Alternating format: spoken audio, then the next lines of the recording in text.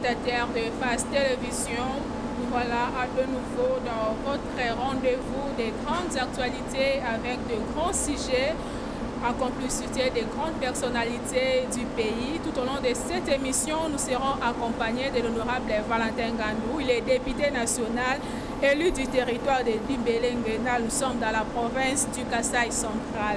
D'entrée de jeu, je vais dire bonjour à honorable Valentin Ngandou. Bonjour madame. En forme, honorable? Oh, je suis en forme, madame. Voilà, merci. Nous sommes très heureux de vous recevoir sur notre plateau de FAS Télévision dans le cadre de cette émission Grand Sujet. Merci bien. Justement, honorable, dans le cadre de notre émission Grand Sujet, nous allons aborder différentes questions, notamment votre avis parlementaire. Parlons de cette session de mars. Il a été annoncé laborieux par le président de l'Assemblée nationale.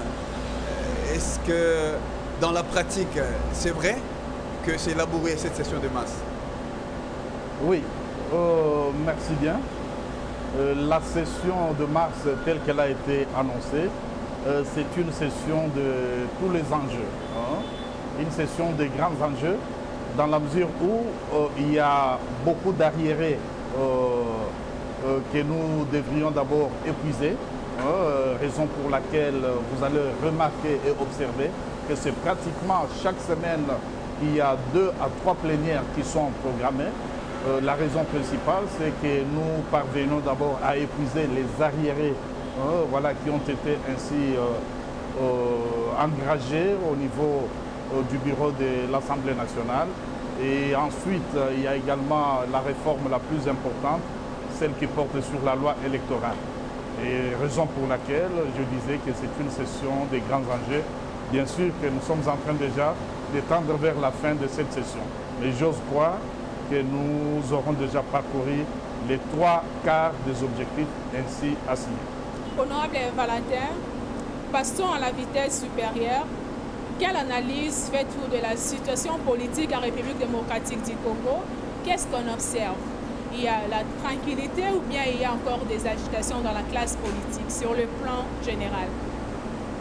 Oui, bon, c'est une question un peu globale, une question globale. Je vais aussi répondre de manière résumée. La situation politique telle qu'elle s'observe à ces jours, nous pouvons noter qu'il y a, la stabilité des institutions au niveau national. C'est-à-dire, nous avons un Parlement qui a été stabilisé. Nous avons un gouvernement qui a été installé, investi par le Parlement, au lendemain, bien entendu, d'une nouvelle majorité qui s'était dessinée à l'hémicycle du Palais du Peuple. Et au-delà de ça, nous pouvons également dire que l'institution présidence de la République, qui est au fait le symbole de la nation, est également stable. Donc, au niveau national, il y a stabilité des institutions. C'est par contre au niveau provincial que nous observons une certaine instabilité due essentiellement à des motions de censure qui proviennent des différentes assemblées provinciales et qui démettent le gouverneur de province ainsi que son équipe, c'est-à-dire le gouvernement provincial dans plusieurs provinces. Et c'est une inquiétude, On se pose la question comment il faut arriver à faire en sorte que les assemblées provinciales ainsi que les exécutifs provinciaux collaborent pendant une période qui soit également celle du mandat consacré bien entendu et à l'exécutif et à l'Assemblée. C'est cela un peu la difficulté, ce qui cause un peu l'instabilité au niveau provincial. Justement, honorable Ngandou, le vice-premier ministre sortant de l'Intérieur, Gilbert Kakoundé, avait parlé d'un moratoire suspendant les motions de censure au niveau des provinces. Cette décision a suscité plusieurs réactions de nature inconstitutionnelle. Est-ce que cela doit passer dans la pratique ou il faut solliciter une nouvelle dynamique dans la façon de gérer cette crise au niveau des institutions provinciales? Non, mais j'ose croire que la chose ne doit pas se faire de la sorte. Ce n'est ni consigné dans la Constitution de la République et encore moins dans le texte et règlement qui régissent les institutions au niveau provincial. Vous savez, au-delà de la Constitution, au-delà des textes réglementaires que nous pouvons disposer, il faut toujours faire référence à ce que nous pouvons appeler le bon sens. Alors, le bon sens voudrait qu'au jour d'aujourd'hui, que nous ayons des institutions provinciales stables. Le bon sens voudrait que nous ayons des assemblées provinciales qui fonctionnent au même moment avec les exécutifs provinciaux. Et pour cela, un dialogue permanent peut être établi pour que les exécutifs provinciaux, avec les assemblées provinciales, parviennent ainsi à s'accorder sur le point des divergences, qui d'ailleurs le plus souvent ne sont pas assez majeures. Mais parce qu'il n'y a pas ce dialogue permanent qui est instauré, parce qu'il n'y a pas confiance entre les deux structures au niveau provincial, et voilà, c'est vite parti, et puis les gouvernements sont victimes de motions de censure qui viennent des assemblées provinciales. Dans l'idée d'un moratoire, pour vous, ça n'a aucun fondement constitutionnel? Non, ça n'a pas de fondement constitutionnel. Je ne crois pas qu'il y ait quelqu'un qui aurait violé cette disposition. C'est par contre le texte qui, dès le départ, était en dehors des règles du jeu. Donc nous ne pouvons même pas conseiller que cela soit observé.